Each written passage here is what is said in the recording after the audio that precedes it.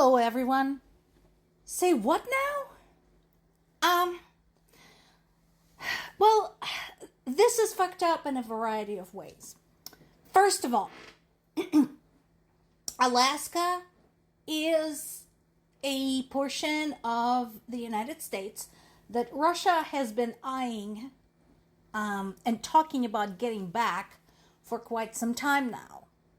And I'm not talking about just like, talking about getting it back in sort of a random way on Twitter, but members of their parliament getting up and saying, that's our land, we need to just take it back. We shouldn't have given it out. We shouldn't have sold it. Second, the last time I checked, the United States of America was still one of the countries who were included in the agreement to support the International Criminal Court. And the International Criminal Court had issued a warrant for Putin's arrest for kidnapping of thousands of Ukrainian children, which is one of the points in the definition of genocide. So far, the information coming to us from both sides, Russia and the US, is the same, that they're going to meet. But my question is, to what purpose? To what end? Of course, the answer that is suggesting itself is to sell off Ukraine down the river. Here's another thing that I find interesting. They could meet in some neutral territory, like the United Arab Emirates, who do not subscribe to the International Criminal Court. So, people of the United States, you should be really pissed off that your president is inviting a genocidal maniac on to the American soil. People of Alaska, you should be pissed off. This is an insult to you. And once again, Zelensky continues with the same message. And again, this is not just his personal message. This is consistent with the stance by people of Ukraine. Ukraine is not for sale. And having a conversation about the future of Ukraine between its invader and someone else is complete and utter bullshit. Putin says that Ukraine and Russia should swap territories. Sweetie, we're not playing here. This is not kindergarten. We're talking about places where people live. Also, what do you mean by swapping? What do you mean by swapping? So you're saying that if Ukraine gives up some of its territory, Russia will give it something back. Like what? And who the fuck are you to decide that? How are you deciding that this is okay? Because, folks, let's not fool ourselves. You can agree with Putin or disagree with Putin. You can agree with Ukraine. You can disagree with Ukraine. However, I invite all of you to form the following mental picture.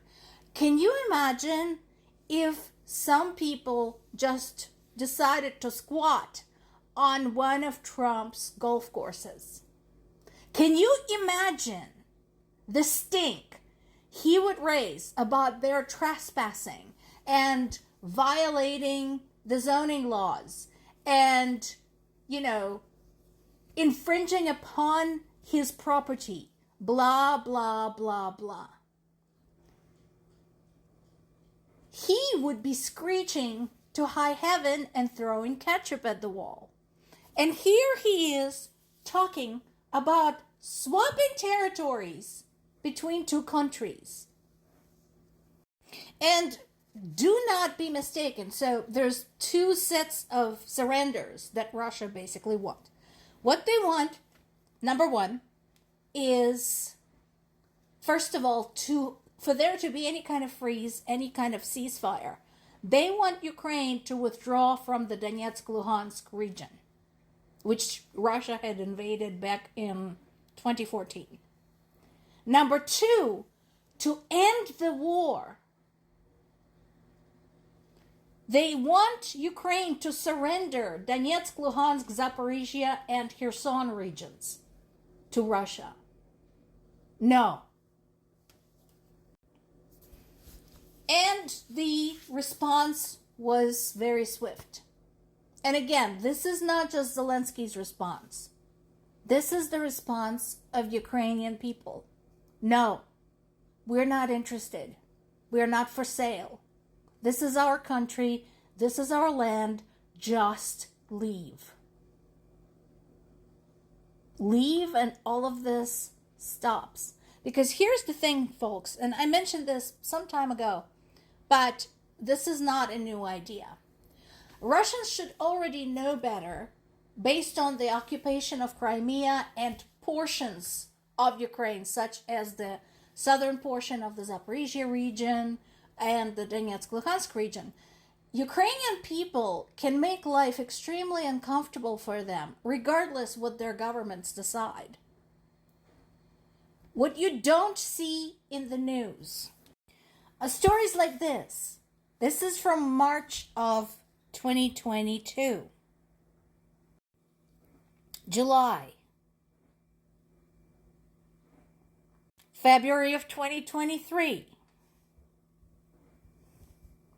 August of 2023. February of 2024.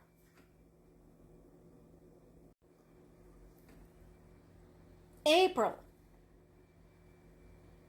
And this is the latest. This is July of 2025. There is a whole huge list of stories like this one, dozens of them, talking about Ukrainian resistance in the occupied territories, talking about Ukrainian resistance taking up Russian appointed officials, both civilian and military, sabotaging supply chains, sabotaging military bases, women inviting Russian soldiers to dinner and then poisoning them, the way they did, by the way, in the same region during World War II to the Nazis. There are pages and pages and pages on these. If you don't believe me, Google Ukrainian resistance in the occupied territories. It's almost every day, definitely every week. And this is not covered in the news, and this is what nobody seems to consider. If Ukrainian territories are forced to live under Russian rule, there's going to be an underground war that will continue for years and years and years until they make life for Russian people there so unbearable that they will leave and return the territories back in Ukraine.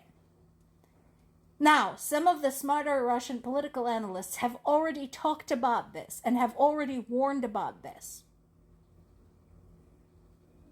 But unfortunately, that is considered treason, and nobody's listening to them. And they should. People of Ukraine do not want to be part of Russia. At the dawn of